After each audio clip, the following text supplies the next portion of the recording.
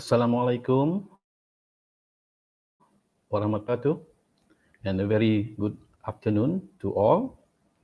Welcome to our 12th session of webinar series Leaders of Enterprise, brought to you by Faculty of Engineering, University Technology Malaysia, Johor Bahru. We are initiating university-industry collaboration during control order to have a platform with our leaders of enterprise to share their thought, way forward and challenges, especially during this post-19. So now we are streaming live from the Facebook Faculty of Engineering, University Technology Malaysia. So together with us today, I will Mr. Junaidi Said, CEO, Human Life Advancement Foundation. So today, selamat datang Encik Junaidi Said. Assalamualaikum warahmatullahi wabarakatuh. Salam. Terima sudi untuk bersama program webinar kita petang ini, Leaders of Enterprise. Saya baca dulu Junaidi punya biodata. For that, the viewer will get to know you well, insyaAllah. Okay. Mr. Junaidi Said is the Chief Executive Officer of Human Life Advancement Foundation, an international foundation whose chairman is the Yang Amat Berhormat Tun Dr. Mahathir Mohamad. The founder is an international non-profit organization whose prime objective is to bridge the gap between the advanced and the developing nations of area of innovation and technological advancement. He holds a finance degree and an MBA from Drake University, Iowa, United States. He also holds a diploma in accountancy from Mara University of Technology, UITM, Malaysia. He started his career as a banker at the Bank Malaysia Berhad, now known as CIMB Bank Berhad, and Arab Malaysian Merchant Bank Berhad, and Credit and Corporation Banking. Mr. Junaidi has served in a number of corporation and state-linked companies such as Plus Berhad, the highway concessionaire in the Renault Group company, the UEM World Berhad, and Astron Limited of Australia and Terengganu Inc. Sdn Berhad, the investment arm of the state of Terengganu, Malaysia. He also involved in corporate advisory work as well as property development and constructions. So welcome, Mr. Junaidi. So today, because Mr. Junaidi Said will be sharing with us with the title of his webinar today, Turning Ideas into Innovations in Your Technology. So without further ado, Mr. Junaidi, I pass it to you, over to you for your presentation today. Thank you.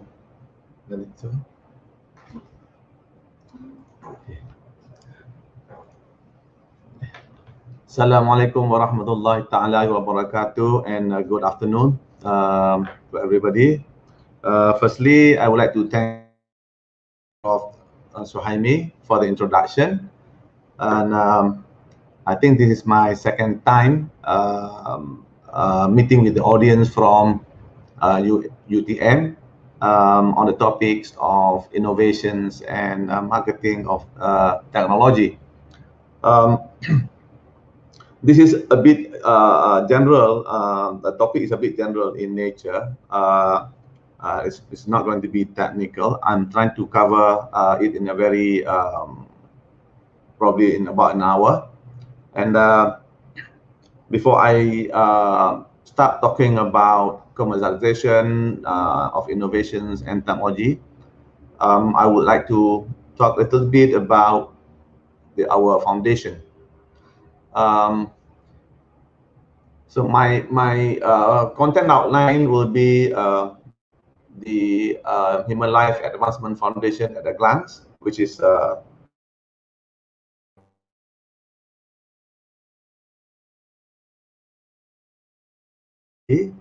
Then I will talk about steps towards commercializing your products, and then our commercialization experience, the experience that we have gone through in doing in commercializing products for our network members.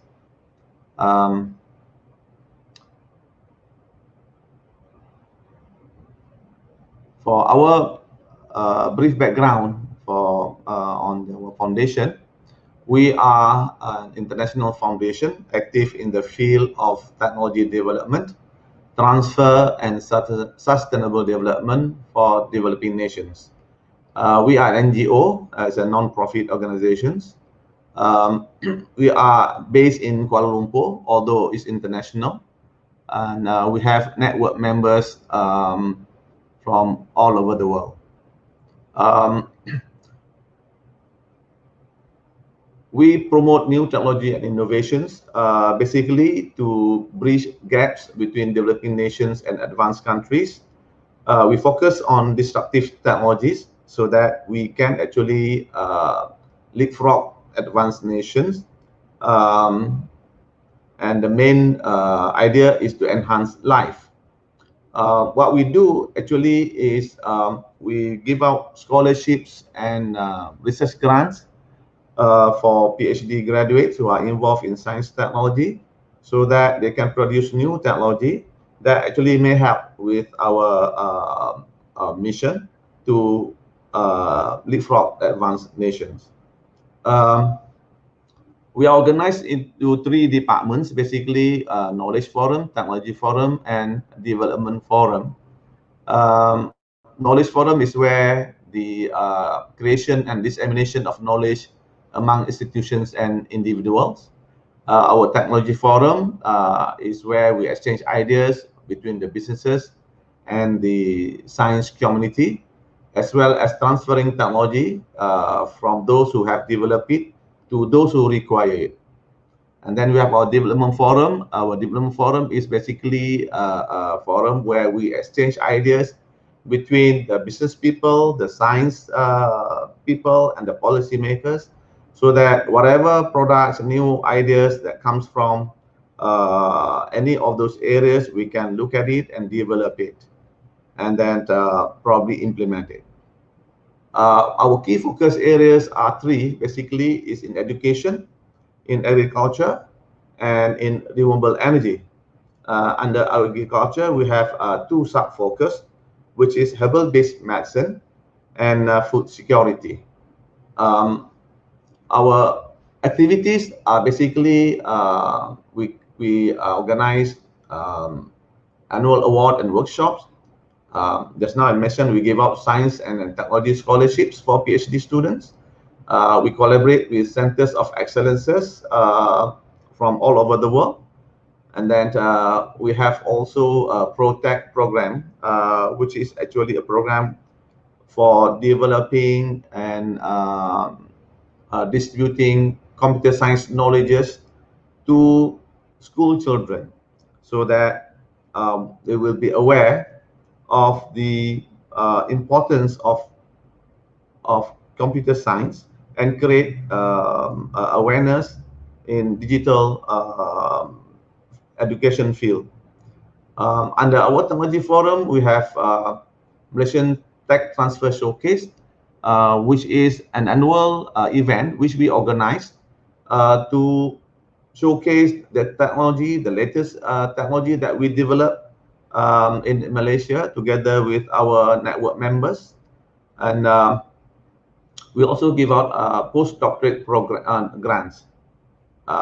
These postdoctorate grants actually work in a way where we collaborate with research houses to fund their research work, but by giving the providing the allowances to the researchers.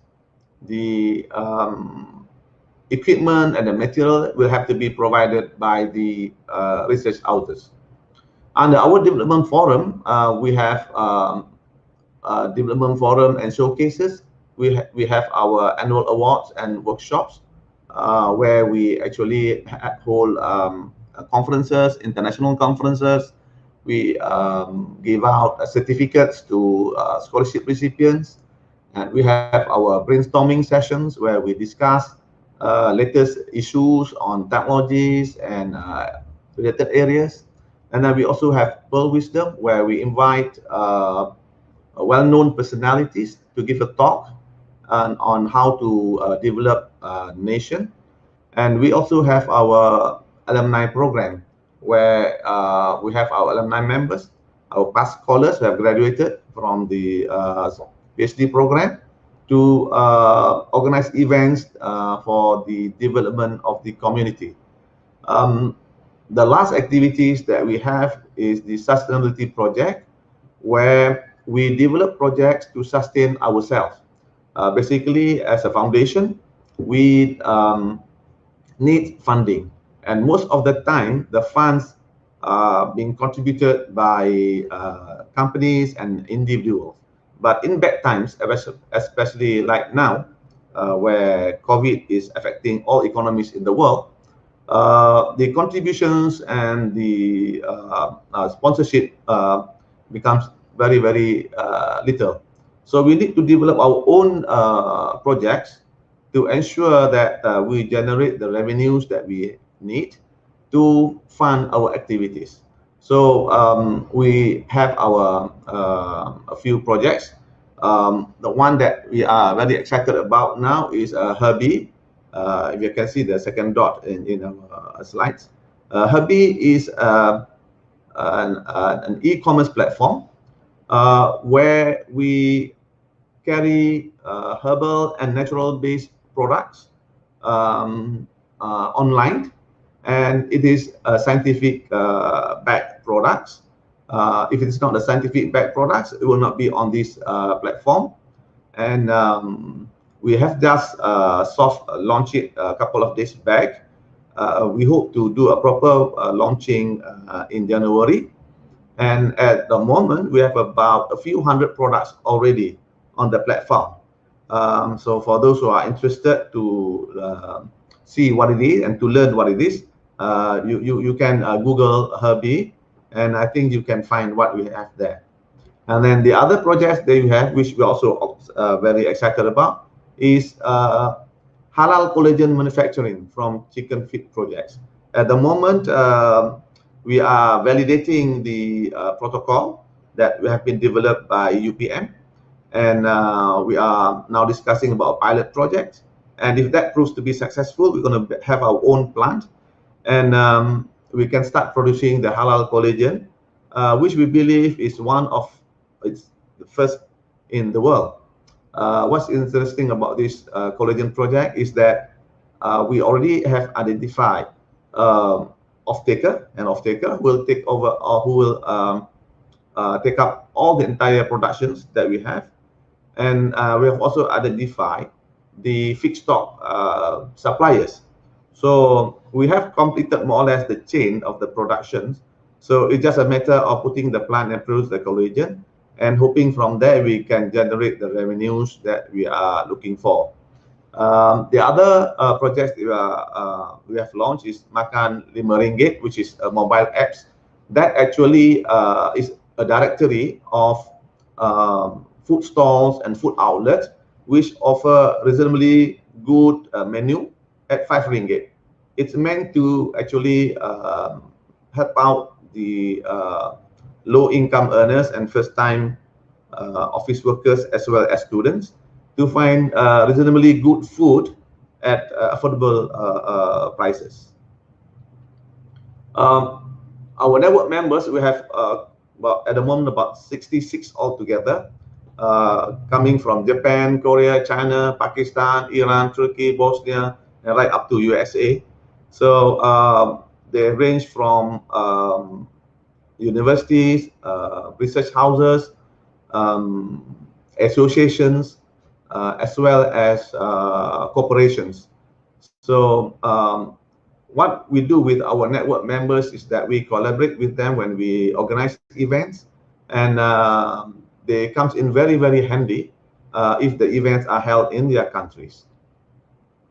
And these are our network members. You can see that in America we have IBM as our research as our network member. We have Kyoto University in Japan. We have Sangjung Kwan University who works with Samsung as our network member, and we have various other universities as well as other associations that are also in our network groups. Now, that is a little bit about our foundations. Now coming back to the topics for today, which is turning ideas into innovations and marketing your technology. Now, when we talk about innovation, when we talk about technology, it relates to creation. It relates to creating new inventions, new products, turning ideas into new products. So we have to ask ourselves, why do we need all these things? Basically, we need inventions and we need new products. Basically, the inventions is very important, and new product is also very important. For the public, it will improve the quality of life. It enhances our standard of living. It makes things much more easier to achieve. For example, like those days we have, the telephone. Now you have the handphone, you have the mobile phone. So it makes things much more easier. And then for the business people, they bring in economic benefit. Those who are in business, they are looking for profit. So this new invention, new products will generate them profits. It create new job. It create it become economic multiplier, and it's very good for the country. So this is a very dynamic situation when you talk about inventions, products, and how it relates to everyday living. Tech companies, for example, like Apple, Huawei, Alibaba, and all those sorts, they became billion-dollar company because of the new products. So everybody now is becoming more interested to be inventors, to create new products. But how do we invent? How do we create new products? Most of the time, we do it by research. So basically, there are a few motivations for doing research. One is, if you refer to the normal fastest quadrant, this is a typical research environment where some research are basically purely for fundamental reason. It's pure basic research. If you look at the diagrams in the slides, you have that bar quadrant. That is high in fundamental, but very low in usage. So become pure basic research, which may not have any usage at all, but it can be later on become useful research on further doing on further research. Then you have the high usage but low fundamental, which is the applied research, where you look at a technology and you try to apply it in the economy, or to apply it to solve a problem. Then you have the faster quadrant, which is now the most popular, and the businesses and the government are also emphasizing this, where you have high fundamental and high usage, where it's going to be used to solve immediate problems. So this is basically a few motivations for doing research. And in normal situation, traditionally, basic research is done with a project in mind, and then they will see that whether those products then will be able to be commercialized. They discover novel structures, particles, materials, and then they initiate exploratory research. And then they determine the properties of those material, Then they identify potential applications value, and then they assess the commercial viability of the products, and then they introduce it to the market. That is traditional approach. Now the new model is application-based research, where it will solve problems. We identify problems in the market, in the community, and we use technology to solve that problem. So we identify those problems, we look at the challenges, we see the end-use applications, and then we design and produce the materials, and then we produce the products, and that products enters the market. So it has a base where you look into the community, only then you do your research. So that is actually what is being promoted by the government nowadays. And we bear in mind basically that from the perspective of a commercialization, if you have an idea, it is still not an invention, and an invention is still not a product. So if it's not done before, it's not necessarily means that it's going to be a good or useful invention. The useful invention is where it finds market. So we have got to remember that very well. For example, I've got a friend who is a professor in one of the universities. He was in nanotechnology, and he developed nanotubes. He has done substantial research on nanotubes and come up with a very useful, a very good product. But by the time he went to the market, nanotube is already outdated. The market was looking at graphene. So when he went to commercialize his product failed, because the timing is already gone for nanotube. So this is why it is very, very important to see what you are trying to do and trying to produce. And you got to match it with the requirement of the market. In normal cases, in normal cases, when you are involving in research, the idea generation normally comes from when you are already achieve self-actualization. If you go to the what they call Maslow theory of needs, Maslow theory of needs. Basically, you start with your basic needs, you have your psychological needs, you have your self-fulfillment needs. When you are at your basic needs, you are so busy, trying to, look for survival, the basic needs, food, water, clothing, and shelter. And then you need security. Then you have your psychological needs, your self-esteem, you need relationship. So you got not much time to think. So once you reach your self-actualization, where you have your full self-fulfillment needs, that's when you start to think and look out at the community, see what's the problem, and that's that's when you start to think about how to solve the problem of, well, like the world. So that's how startups is developed. So more startups is created by those people who have reached self-actualization. And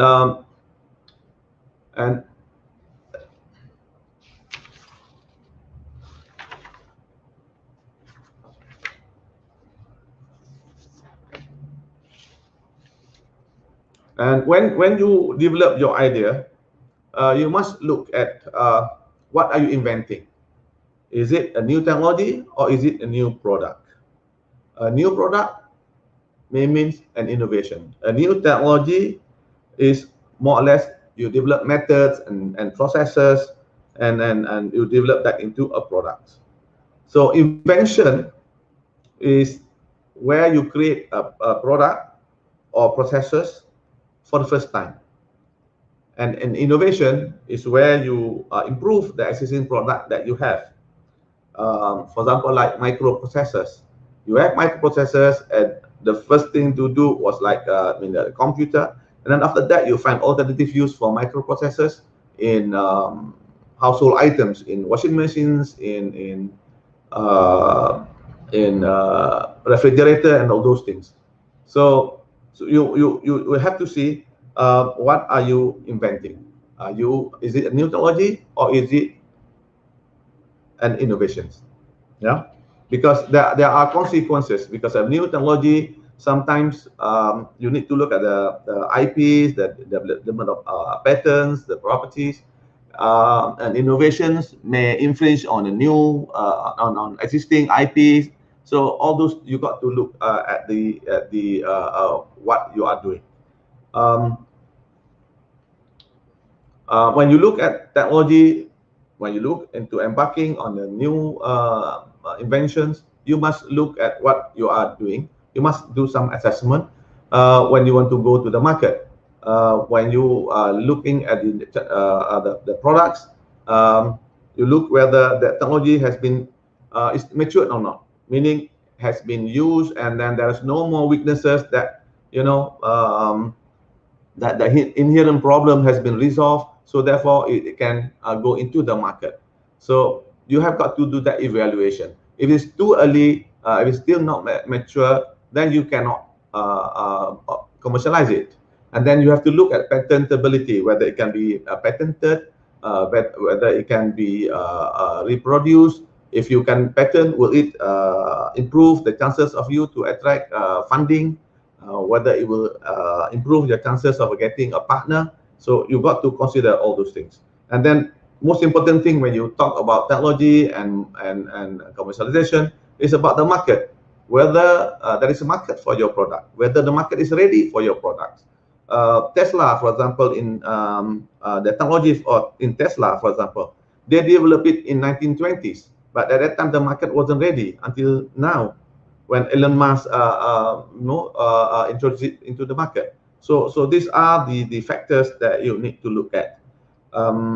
Now, from the invention, I want to move into the steps leading to commercializations. When you talk about commercialization, there are processes that need to be followed. The normal processes are you develop an idea, then you invent, meaning you do your research and then you invent. And then once you have invented it, you apply for patent. And then if you want to commercialize it, probably you do it by licensing, or you create your own startup, or you go on daily basis with other partners. If you look at the diagram, you can see that in the box, the probability of success against effort and time. So during the idea innovation stage, you do your invention disclosure, then you do the enablement, and then you do the demonstration, and then you develop the products. Now, in all those assessments, you must look at whether those invention is a novel invention. It has been done before, whether your invention actually is innovation. And then can it be protected? If it cannot be protected, then your problem will be that other people will come in and copy your products and become your competitor. And then is there a market? If there is no market, there's no point of you to invent. And then, but if there is a market, how large is the market? Whether it is going to be large enough so that whatever that you produce is going to be economical, or it's too small. And then the competition, whether it's existing products which is the same as yours. So you need to look at those. So basically, when you do that, you look at SWOT analysis, which is strength, weakness, opportunity, and threat in respect of your invention. With all those analyses, then it will give you some kind of feel, a direction of where you can go and how to go. And then you also look at if you have this invention or idea, how far is it from becoming a product? Whether you're still at the breadboard basis or is only a beta version. You have to look at that. And then do you need any other resources to further strengthen and refine your invention? And then if there is resources, You can. If you don't have resources, then what can you do? So those are the analysis on your invention. With all this analysis and with all the answers that you have from this assessment, then you have a direction. And then once you are ready, then you file your protection. You file your IP so that you have your protection against your infringement on your products. And then once you have the IP, once you are protected, your rights is there, then you go out and finding a partner to develop this IP into a product. You go and do your pitching, basically. You make presentation, you organize conferences, you attend conferences, you go see companies, you do cold call on companies, and then you prosecute your patent application. And then in the same time, probably you can identify a licensee, an interested party who would like to produce your products. And then once you have your party, you have your partners, and then you put in capital, then you would need to find financing, because capital alone is not enough. You need to have funding. You got to see the banks, you got to see probably government agencies, the funding agencies who can provide you funds or grants for you to manufacture. And then you negotiate licensing agreements with all those other people who are interested, to become a manufacturer of your products. So when you talk about commercialization, you must always think about it in commercial terms. When we talk about commercial terms, we talk about the market. So the market, what do they need? Are you satisfying their need? Are you fulfilling their requirement? Are you solving their problem? And then when you have that products, you must know the industry. You must know the characteristics of the industry. You know how to enter the industry. Otherwise, you face a stumbling block. The strategies to enter the industry, the legal requirement, the contract procedure, all those you need to know. And if you have set up your own startups, and you must already have a market. You must develop a business model. You must develop a business plan. A business plan is where you put down all your plans, and then you execute your plan. And that includes your marketing plan, your financing plan, and your production plan, and all those other plans that is related to your business.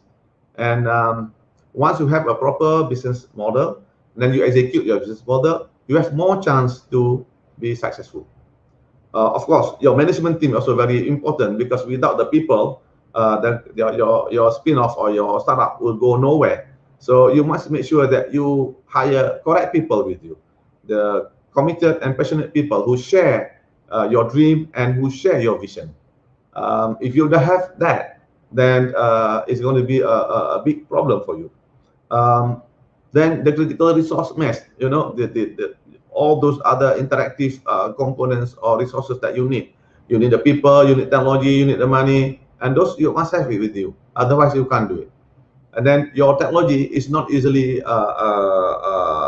being taken over by people, copied by people. You must have defensible technology. This to ensure that you can have a long-term run of your products.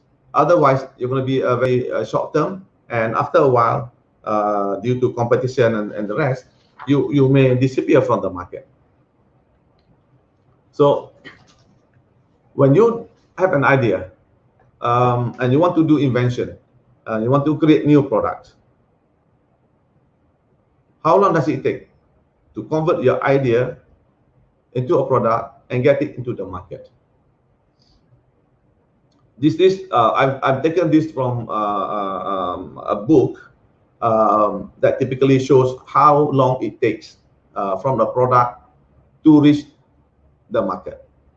And if you see from the diagram, it is about 48 months. To me, this is still very ideal. There are some products who takes more than 48 months. It all depends on what kind of products and which industry that you go in. Because it involves a lot of processes. From the idea to the product you start with your literature survey. You start with your notebook entry of your ideas, and then your literature survey, and then you look at the rules and then provisions for applications, and you look at the product development, and then you develop your breadboard version, and then you have your alpha version, then you have your beta version. Only then it will go into the market, and that also does not include your market study. If you include your market study, it may take longer. So these are the processes or the steps that you need to look into when you want to get into inventing products. As an example, there is this one product in America, windshield washer nozzles based on hydrodynamic instabilities. This is about a nozzle where they want to use to wash windshield using the hydrodynamic approach. Hydrodynamic is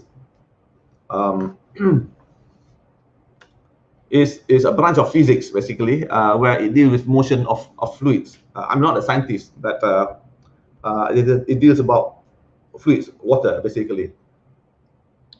And the inventor was in USA. The invention process started in August to October 1998, and the patent was issued in 2001.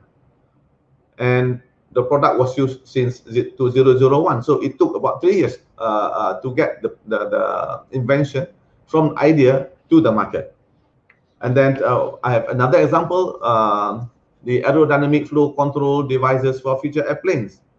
This one, the idea started in 2006, and patent was only issued in 2013. That took about 7 years. So it all depends how your technology is being developed and the industry that you are in. Because, for example, like in the airplanes industry, the safety requirement and the checking by the authorities is a bit tedious. So that's a longer time. And then we talk about the cost of taking your product to the market. A lot of time you set up the startups, and you introduce it to the market. You have you introduce it to the investors. You get your partners coming in phase one. Normally you have your partners coming in. You put in capital, and then you do your planning, and you think that with that capital it will be enough for you to develop your products and get into the market, and then generate the revenue. But the problem is sometimes when you launch your product,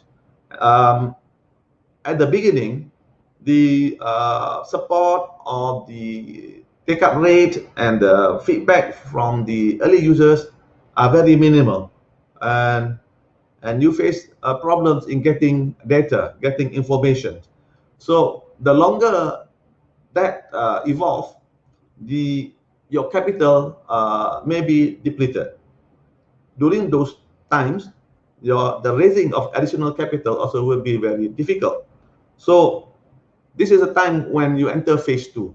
This is what we call the valley of death. A lot of people suffer during this time because they have got a product, but the market is not there yet. They have not generated the revenue that they want, so they got to rely on their capital.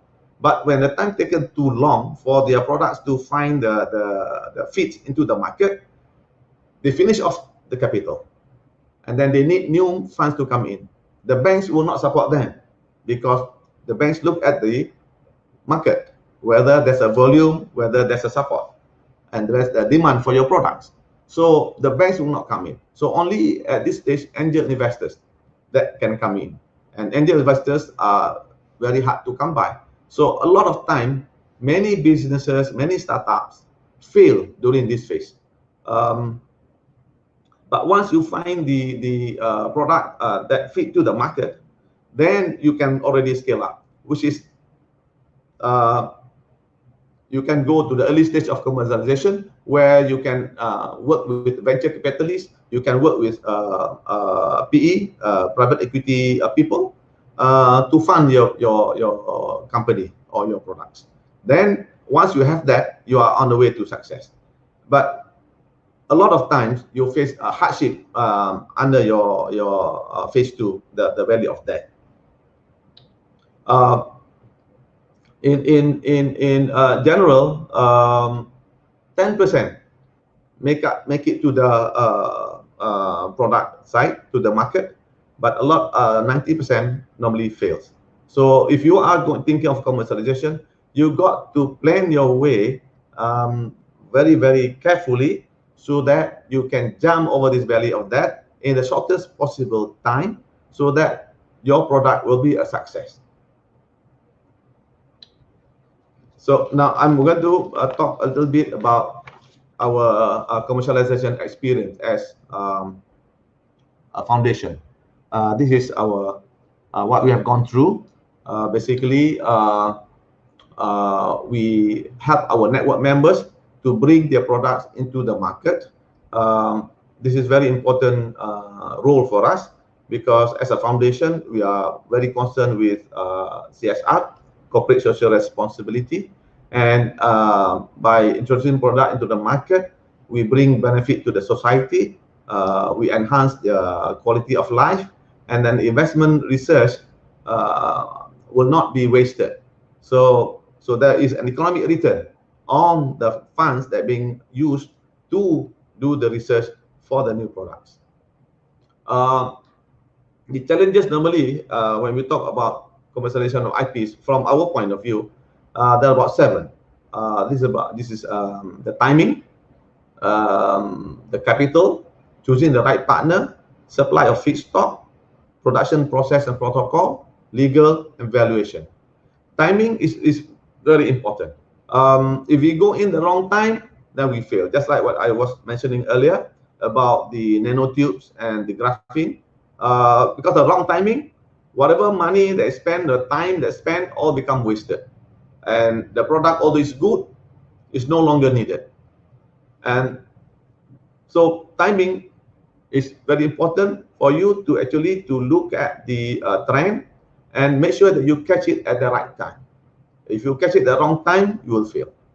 Then the other challenges is the capital, because a lot of time the startups has limited capital, and to get more capital in is very difficult for them because the banks are actually not supporting much. The government, they have got their funding agencies, but that takes a lot of time. So by the time that the government make available the funding, the startup already closed shop because they couldn't wait for too long. So capital and planning for capital and fundraising is very, very challenging for startups. And then the third one is choosing the right partner. Sometimes having a partner is very good because you think your partner can help you with the technology, with the market, with the funding. But sometimes sometimes the partner is wrong. So the chemistry is not there. The vision is not congruent. It gives problem to relationship. So because of that, instead of focusing on the market, you focus on solving your relationship. That will take away your focus on your products and the business field. Then the other challenges is the supply of feedstock, the raw material. A lot of time, our network members, when they develop a product, they forgot to factor in the supply of feedstock. They took it for granted. They thought that the feedstock is available all the time. When they were doing the research, it was at the lab scale, it's easy. But when you want to scale it up to make it commercial, then the amount of feedstock will be huge. And if there is no consistent supply, then you cannot produce. Once you can't produce what the market wants, the market will abandon you. They will go for other products. So then again, it will fail. And then the production processes and protocol. This is also very important because without the proper protocol and the production processes, your products will not turn out well. We have come across network member who has developed a product, but because their production processes was not well defined, they forgot to include one item inside their processes. The whole product became the whole product failed to meet the standards. So that again is another challenge. Then the other one is legal. Legal has always been a very challenging factor for a lot of startups, because the startups, they are technical. The people involved in startup are technical in nature. They are researchers sometimes. They are scientists sometimes. So when they are doing their research, they develop their products, they are not familiar with the legal environment. And then if they go overseas, what are the legal requirements overseas? What are so that becomes a stumbling block for them to actually penetrate the markets. So that becomes an impediment to the success. And the seventh is the valuation. A lot of time, the researchers, they've got a product and they've got a startup, and the startup has got a IP. The question, how do you value the IP? How do you value the market for their products? That again requires a specialist to come in and to do the evaluation. So that is another challenges that needs to overcome, because sometimes the researchers, they think that they've got a very good products, and they tend to put a high value to their invention. But the potential partner will feel that they have got the money, and therefore, if you don't have the money, you cannot go into production and cannot go into commercialization. So there's always a tug of war between the IP owner and the funder. So that again is another stumbling block. So in our commercialization approach, we have two steps. The first step is that we do evaluation of the products according to their potential for commercialization.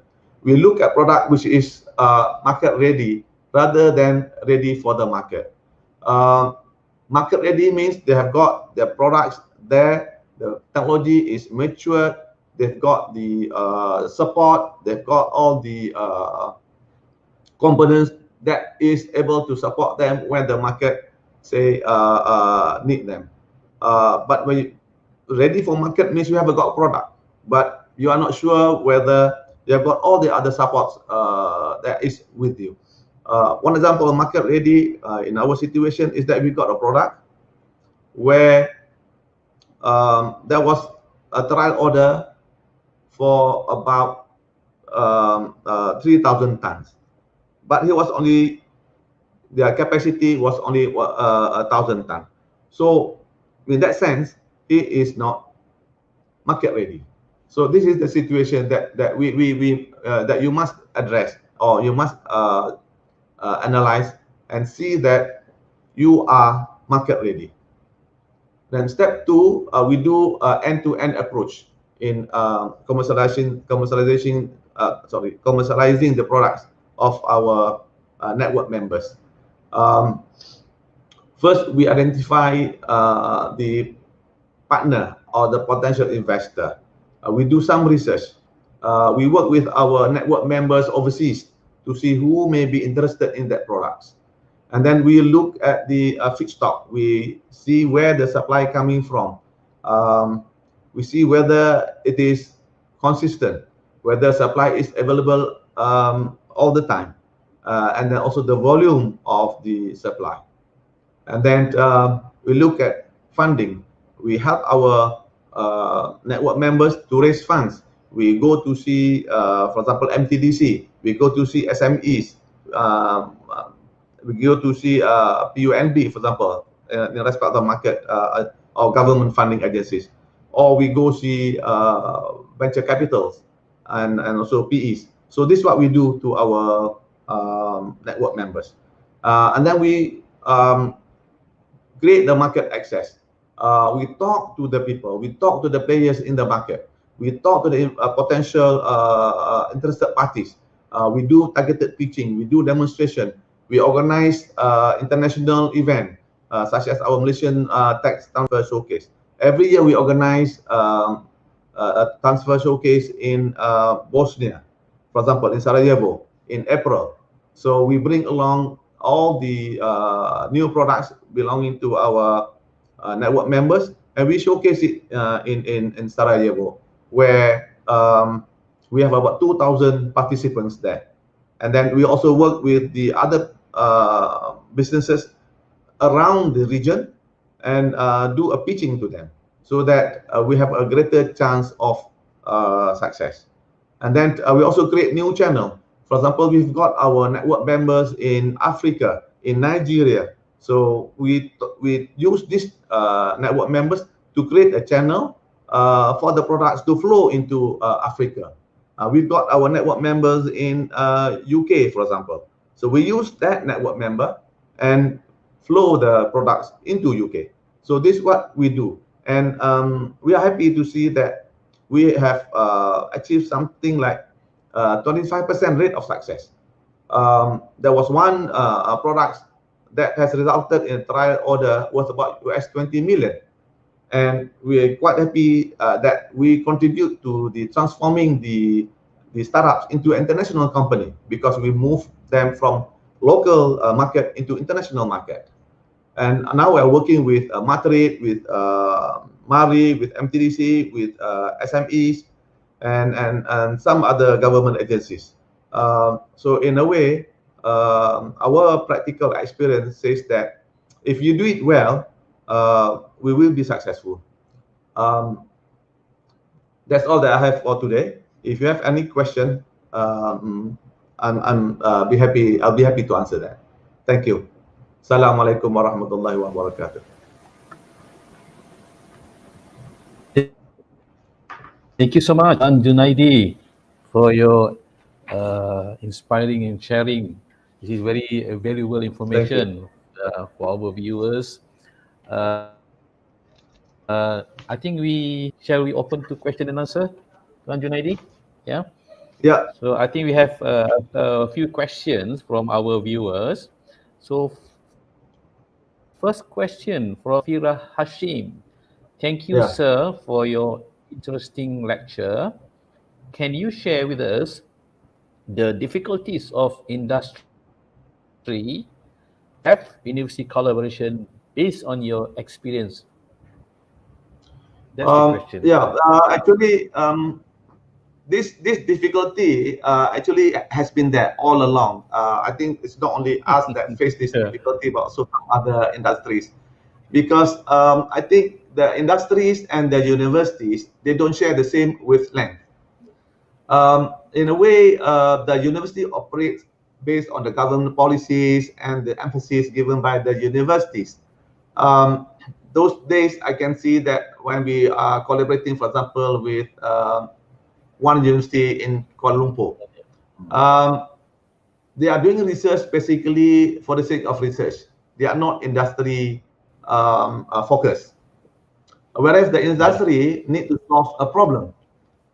And then at the same time, if the university has a solution to the problem, the researcher, the IP owner, thinks so highly of their products, they don't want to depart with it. And it is like they want to have a cake and eat it. So that is a lot of what I call this explanation and justification that we need to do to bridge the divide. Yeah. So this is the problem. But luckily, I think nowadays with the government changing their emphasis, the universities are slowly changing into industry focus. We have now, and it's very current that so you look at the problem in the community, you look at the problem faced by the industry, and you work together with industry to solve that problem. Partly, I think because the universities those days, they are more like looking at rankings and publications. So therefore, the need of the industry and community becomes secondary. there's always a Yeah. conflict between the what I call this, the publications requirement and the need for industry. So that's where the problem is, Some I kind think. of mismatch, right? Yeah, it's a mismatch. So I think it's important now for the government to actually change this direction and make sure that the industry and university have the same wavelength and have the same view about how to go about with research. Yeah, Yeah, I could agree. That's right. Yeah, thank you. yeah.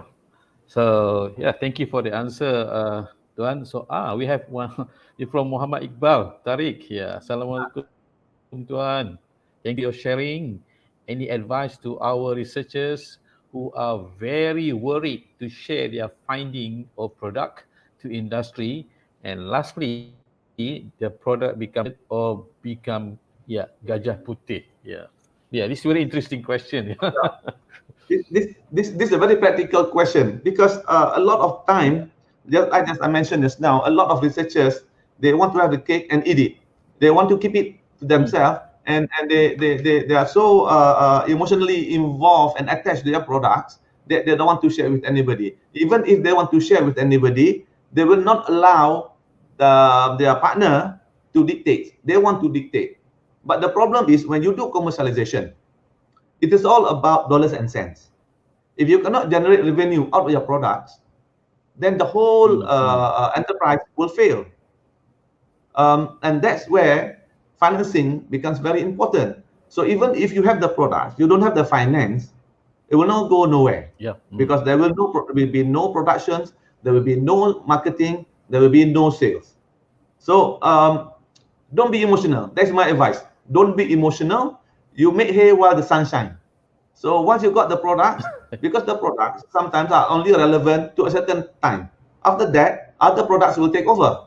So you catch the waves at its crest, not when the waves has gone down.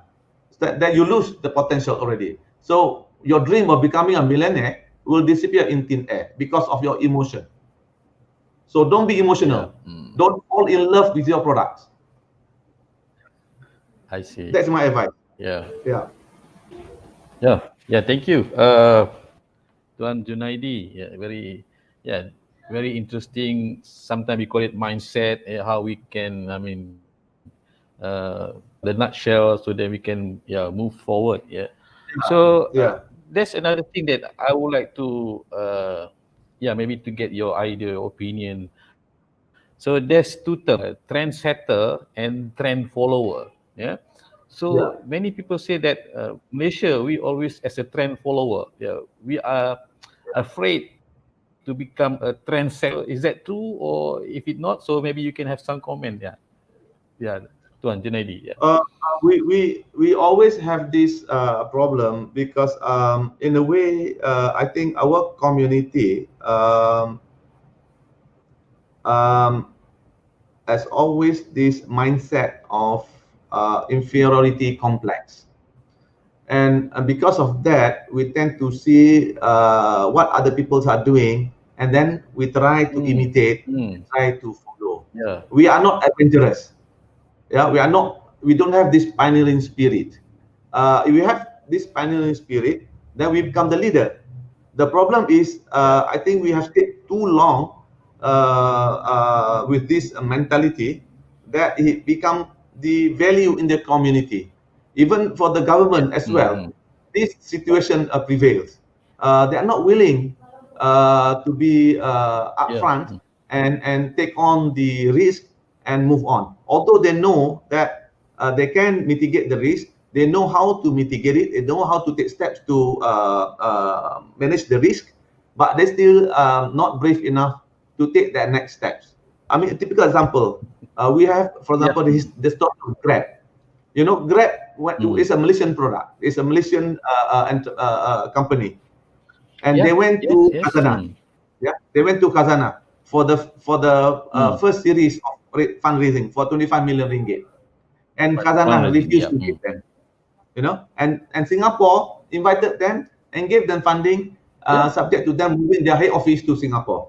And now Grab is $1 billion company. We could have taken the lead because Grab's concept has started in America and it worked very well, and yet we still scared to take that steps. Yeah. So we got to change our mindset. Yep. So yeah, both. I mean, not just a researcher, but the nation have to change the The whole mindset. nation. Yeah. Yeah. Yeah. It's a holistic kind of Correct. changing mindset, right? Yeah. Yeah. Melalui kita lah, Tuan Junaidi. I have a few questions to ask as well. Yeah, especially on this interesting thing to share with other. Maybe this on kata the last one. So maybe we can make more engagement later in the future, Tuan Junaidi, because there are so many issues, so many things that we create. I mean, change the mindset of the nation, meaning to say that we have to work on the quadruple helix, which is the synergy between the university, community, and government agency. So we have to work on that, and we be able to to fulfill your inspiration, your organization, your inspiration, which is for the nation. So we have to have substance to sustain. I think that's the vision, right? Yes. Substance to sustain. Okay. Thank you very much, Tuan Junaidi. We believe that it will benefit for our students, staff, alumni, and viewers as well. So thank you for your passion and willing to join us today.